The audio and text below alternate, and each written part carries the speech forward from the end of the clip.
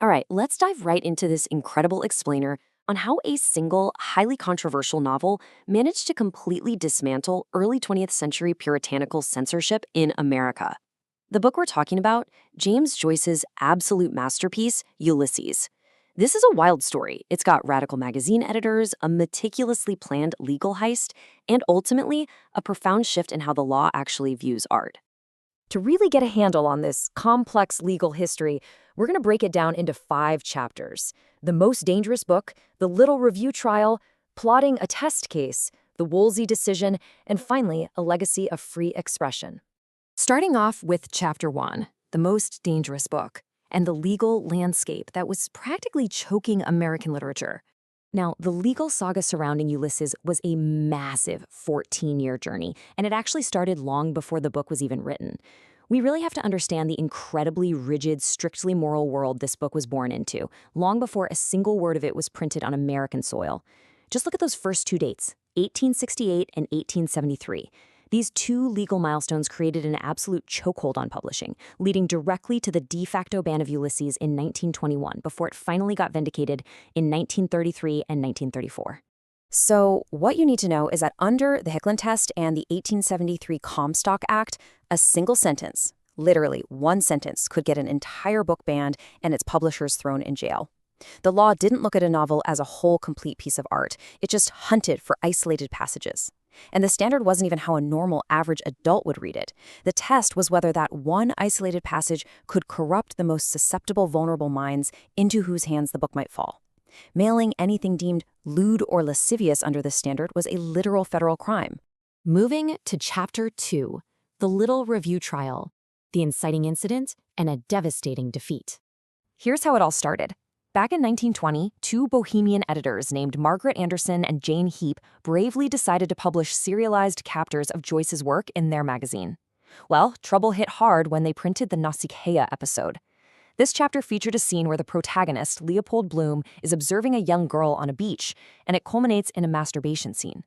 The New York Society for the Suppression of Vice, which was led by a guy named John Sumner, immediately filed obscenity charges, and just like that, the U.S. Post Office swooped in, seized, and literally burned copies of the magazine. This whole ordeal ended with a $100 fine for the editors. But get this, what's truly wild is how their own lawyer, John Quinn, handled it. He practically threw the book under the bus to save his clients. He stood up in court and argued that the text wasn't corrupting anyone because it was completely incomprehensible. He claimed Joyce's chaotic prose was just the unfortunate result of his bad eyesight. I mean, you can't make this stuff up. Despite his rather creative efforts, the judges still found Anderson and Heap guilty, handed down the fine, took their fingerprints, and legally forced them to stop publishing the novel in America. Chapter 3. Plotting a Test Case. This is essentially Random House's calculated heist. For the next 10 years, if you wanted to read Ulysses in the States, you had to get your hands on a smuggled copy from Paris. But then, a new publisher, Random House, came up with a brilliant strategy that honestly plays out like a legal heist movie. The founder, Bennett Cerf, and his lawyer, Maurice Ernst, literally plotted to get caught. Cerf took a French edition, pasted glowing literary reviews into the front cover to prove its merit, and shipped it over. And you know what happened when it arrived? Customs didn't even confiscate it at first. Ernst literally had to march down to the customs office with the unopened package and demand that it be seized, just so they could force the government into a legal test case. Ernst's strategy was brilliant. He intentionally shifted the focus away from the radical bohemian politics of that first trial and aimed to convince the government that Ulysses was actually a sincere, serious modern classic. He knew prosecutors were going to attack the coarse language, the sexual titillation, and what they saw as blasphemy against the Catholic Church. So Ernst tackled all of that head-on. He argued that if you want to honestly depict human thought, you can't censor it. To do so would be artistically inexcusable. Which brings us to Chapter 4, The Woolsey Decision, The Courtroom Showdown. The climax of our story happens in 1933, right in front of District Court Judge John M. Woolsey. Now, here is a fascinating legal quirk for you. This wasn't actually a trial against a publisher or even a person at all. It was an in rem action. That means the legal proceeding is brought directly against a thing. The case was officially titled United States v. One Book Called Ulysses.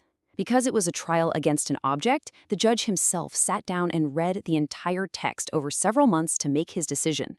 No juries, no witnesses, just the judge and the book. And Judge Woolsey ended up issuing this legendary and honestly slightly sassy ruling. He openly admitted that the book might make you sick to your stomach, which is what emetic means, but he said it certainly didn't promote lust or act as an aphrodisiac. Therefore, by the strict letter of the law, it simply did not meet the legal definition of obscenity. Woolsey also ruled that Joyce's complex stream of consciousness technique was entirely sincere. He recognized that Joyce was treating his characters as authentic, living personalities rather than just made-up fiction. He essentially said, look, if you want to show the true, unfiltered reality of the human mind, you can't just hide the coarse or sexual thoughts. Doing that would be dishonest to human nature itself. Chapter 5. A Legacy of Free Expression, and how this rewrote the rules for American literature. Well, the government wasn't going to just let that stand, so they immediately appealed, sending the whole case up to the Second Circuit Court of Appeals in 1934. And that is where Judges Learned Hand and Augustus Hand cemented literary history. Augustus Hand drafted the decision, and he totally transcended the old way of thinking. He ruled that restricting new techniques actually stifles art, which effectively dismantled those puritanical laws of the past. The court voted 2-1 in favor of the book. Now, it is worth noting that the dissenting judge, Martin Manton, fiercely argued that fiction shouldn't get the same leeway as a medical textbook, and that the law really had to protect the average, less sophisticated members of society. But the majority fundamentally disagreed. So why does all of this matter today? Well, the legal standard completely flipped. It's a total paradigm shift. We went from the archaic Hicklin test, which was all about protecting the most vulnerable minds based on isolated, cherry-picked passages, to this brand new standard. Suddenly, the courts had to assess the dominant effect of the work as a whole, specifically looking at how it would impact the average person.